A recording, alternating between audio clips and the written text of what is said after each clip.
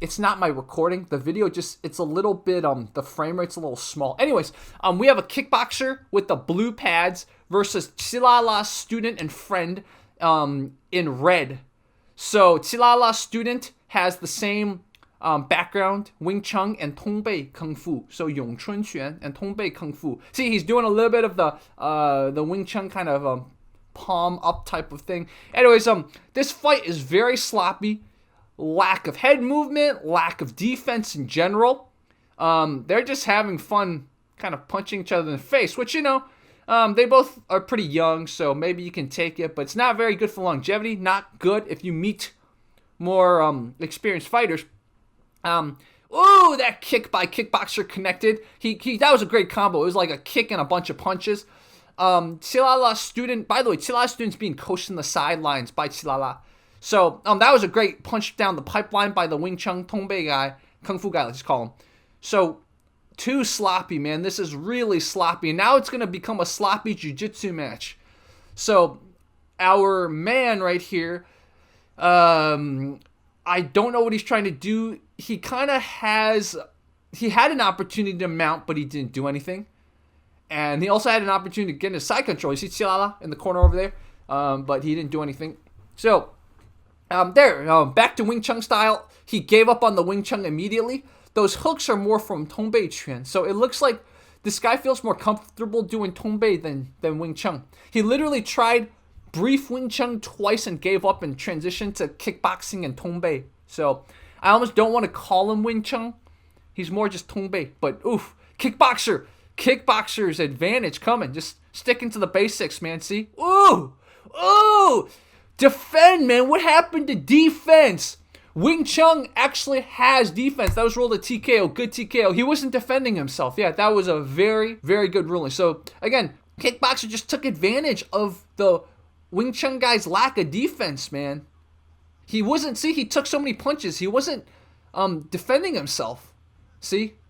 Yeah, that was a really good call. We'll break this down in video, but just not a fan of the lack of defense. The kickboxer tried having his hands up, but he gave up on that really quickly. And the Wing Chun guy, Tong Bei, I don't know what this was. So I made a brief mistake in my commentary.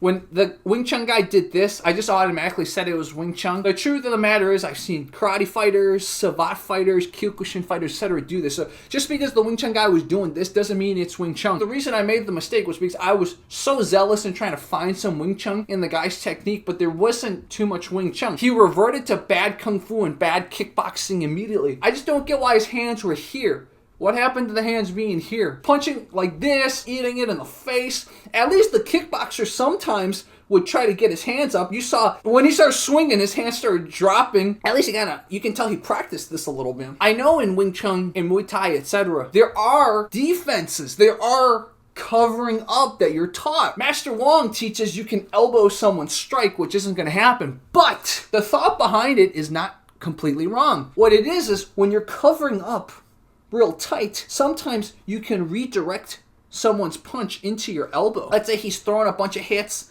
you're covering up or whatever. You can, redirect a few of the punches into your elbow. So I didn't see any of that. That's like standard Wing Chun. You see it in Muay Thai, etc. Problem with these gloves, and even if you wore bigger kind of boxing Muay Thai gloves, you don't have much of a cover up, so you're gonna eat some shots. It's still better than having it here, right? If you have this here, whatever. You might still eat some here, but at least you're a little bit more protected. Is it the lack of sparring? Is it just overzealousness and headhunting? I'm not saying the kickboxer is an excuse from it, right? Because the kickboxers should have been much better at defense, but maybe this was kickboxer's first time kind of fighting with MMA gloves. He's used to more kind of pillows, right? Bigger pillows, so maybe that's why he kind of started dropping his hands. He's like, oh, these don't do much. Something else to make clear is I am not saying having open fingers is bad. Maybe you have a little bit less pillow space, but it opens up parrying. It opens up grabbing. Again, this is hybrid rules, kind of MMA/hybrid rules.